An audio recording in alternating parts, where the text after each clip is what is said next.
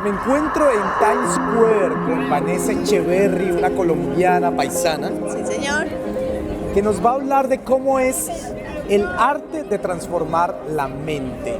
Todo empieza por lo que tú estás pensando y por lo que todos los días estás creando con tus pensamientos.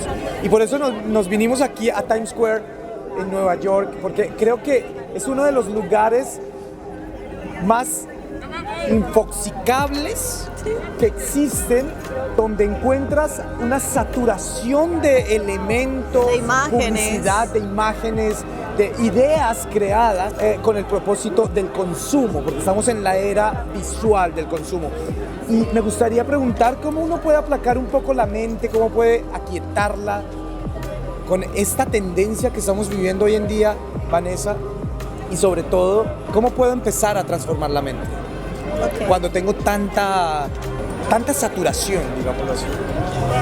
Bueno, pues es una pregunta muy interesante porque realmente estamos en la era, como tú lo dices, y la tendencia al consumismo, y estamos también en un momento donde nos encontramos saturados de información, incluso de saturación de información espiritual. Hay que saber seleccionar muy bien qué es lo que realmente nosotros queremos para la vida, ¿sí? Hay una cosa muy bonita y es que existe el consciente y el inconsciente. El consciente es aquel que a través de los sentidos está seleccionando la información que día a día necesita cada uno de nosotros, porque cada uno de nosotros es un universo. Y es un universo que tiene tendencias a lo que le gusta, ¿verdad? El consciente selecciona a través de los sentidos lo que le gusta. Y el inconsciente simplemente recibe la información pasada por ese filtro del consciente, y esa información es la que le va formando un pensamiento, le va formando una personalidad a cada uno. Ahora, esto es supremamente importante y aquí voy a contestar un poco tu pregunta. El consciente durante el día solo recibe el 5% de la información. El 95% de información que llega a través de nuestros sentidos llega directo al inconsciente sin ningún filtro. Wow. Y eso es muy interesante, pero a la vez muy alarmante. Es un arma de doble filo. ¿Por qué? Porque eso significa que tenemos un 95% de información que llega a través de nuestros sentidos sin ningún filtro. ¿Qué estamos viendo? ¿Qué estamos escuchando? ¿Qué estamos sintiendo? Algo que nos lleva a hacernos muchas preguntas. Tú me decías, en medio de todo este caos, ¿cómo podemos estar en paz? ¿Cómo podemos estar en equilibrio? ¿Cómo podemos tener nuestro pensamiento en calma? Pues cada uno de nosotros es un universo. Y como universo vamos seleccionando de forma consciente con esta información. Ya les estoy diciendo que solamente el 5% entra por el consciente.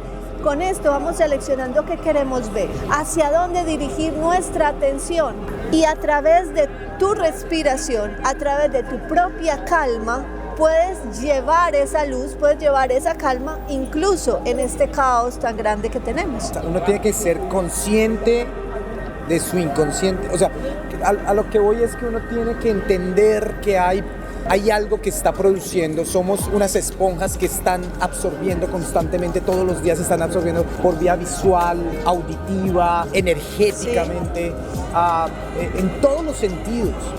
¿De qué forma yo puedo depurar? ¿De qué forma puedo poner un embudo y filtrar ciertas cosas que no funcionen? Me imagino que una de ellas es el ecosistema, con quién yo me rodeo, de qué estoy hablando, con quiénes estoy comunicándome, sí. Pero ¿qué más?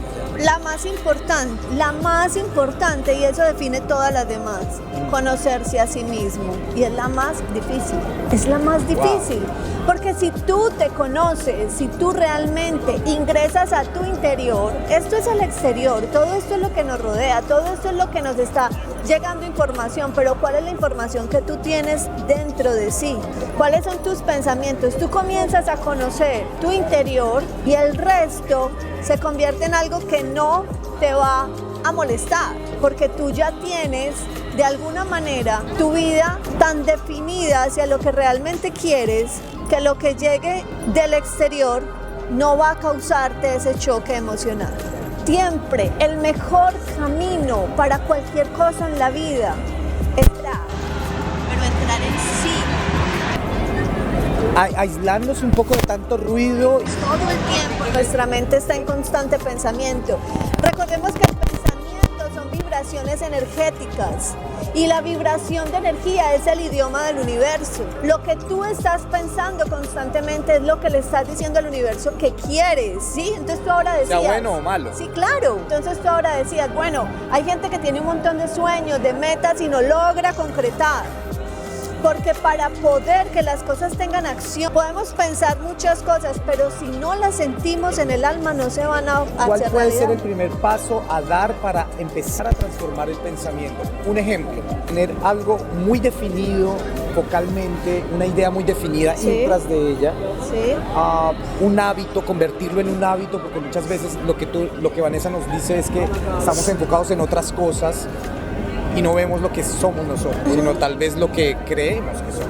Entonces, cuando empezamos a definir eso, ¿cómo lo puedo convertir en hábito mis pensamientos para explorarme a mí mismo? Ok, bueno, hay muchos ejercicios y hay muchas herramientas para poder lograrlo, pero hay una muy importante y es acallar la mente. Y acallar la mente es una de las cosas más difíciles, pero que se puede lograr. Acallar la mente simplemente es reconocer tus pensamientos y seleccionar de esos pensamientos cuáles son esos pensamientos positivos y cuáles son esos pensamientos negativos que te están haciendo no cumplir tus sueños, que te estancan, que te ponen una barrera en la vida, ¿cierto? Entonces, en ese momento cuando tú comienzas a ser consciente de tus pensamientos, lo más importante es tener una idea, como tú dices, pero tenerla desde el corazón, o sea, sentirla. Es decir, una de mis metas puede ser viajar, por ejemplo, pero ya te viste realmente en ese lugar donde quieres ir, lo has sentido. No hay mucha definición. Algunas veces uno quiere algo, nos da miedo decir el color, la forma, cuándo, dónde, por qué. Hay que darle a eso toda esa estructura. Es decir, por ejemplo, hay gente que dice, ay, mi sueño es ir a la India. Ok, ya viste por lo menos algunas fotos de la India. Ya sabes qué lugares existen en la India. Sí. Sabes qué lugares quisieras conocer de la India. Entonces es empezarle a dar forma. Cada vez que le das forma lo vas sintiendo con el corazón. Y vas sintiendo incluso que estás en ese lugar. Claro. Entonces, de esa manera, tu pensamiento y tu corazón van conectados. Hay otra herramienta que es muy importante, ya no solamente para el cumplimiento de sueños, sino también para empezar a cambiar muchos patrones que tenemos nosotros los seres humanos, que son estructuras que tenemos que no están bien definidas, y son las afirmaciones. Por ejemplo, muchas personas dicen, yo no entiendo por qué me cuesta tanto conseguir dinero, ¿sí? Y trabajo y trabajo y trabajo y me levanto temprano y trabajo mucho y el dinero llega y se me va. No me rinde, ¿sí? Ahí hay que empezar a mirar, por ejemplo, cuál es esa estructura que tú tienes frente al dinero, cuál es ese pensamiento que tú tienes frente al dinero. Quizás esa persona, cuando estaba pequeña, su papá o su mamá o alguien, un tío, alguien escuchó que decía, la gente que tiene dinero es gente muy prepotente. Entonces, la persona nace, crece, pensando que la gente que tiene dinero es prepotente, inconscientemente. Claro. Y no solo eso, es que nuestra sociedad nos han alimentado y nos han dicho no toque el dinero, vaya y lávese las manos, el dinero es malo. Entonces uno le tiene miedo al dinero. Le tiene miedo. Uno tiene que fortalecer eso, no solo yo creo como pensamiento, sino Sí. como deseo. Sí. Y que el deseo se convierta en un fundamento vivencial. Cuando uno hace eso, llega a lo que tú quieres. Pero de alguna manera esas son estructuras que están en tu inconsciente y que tú no sabes, ¿sí? Entonces de alguna forma lo que tienes es miedo a merecer, crees que no mereces realmente tener ese dinero, no mereces tener la abundancia y la prosperidad. Hay una herramienta muy importante que son las afirmaciones, porque tú constantemente le estás enviando a tu cerebro una afirmación, algo positivo, diciéndole lo bonito que puede ser tener dinero, lo bonito que es ser abundante y que tú te mereces esa abundancia en tu vida. ¿Necesito de un tercero para esto?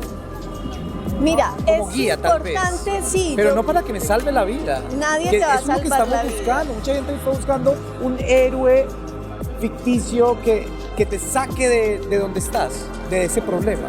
Mira, realmente incluso quienes están en terapia, yo tengo muchos pacientes en este momento que están haciendo terapia conmigo y yo no les voy a salvar la vida, eso lo tenemos claro mi paciente y yo, ¿cierto? Uno simplemente se convierte en un instrumento y abre el camino y le puede dar información que quizás la otra persona no sepa, pero realmente el trabajo lo haces tú, nadie más. El artista tiene que tener ciertas capacidades para lograr ser un excelente artista.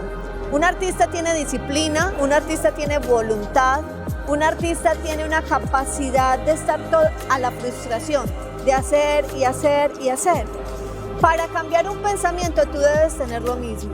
Tú debes tener voluntad y tienes que tener capacidad de frustración, porque no siempre aquel que está en este camino de aprendizaje no quiere decir que nunca más va a volver a sentir dolor. Yo le digo algo y es bien importante y quisiera acá retomarlo, y es que existen dos caminos en la vida, el camino del amor y el camino del dolor.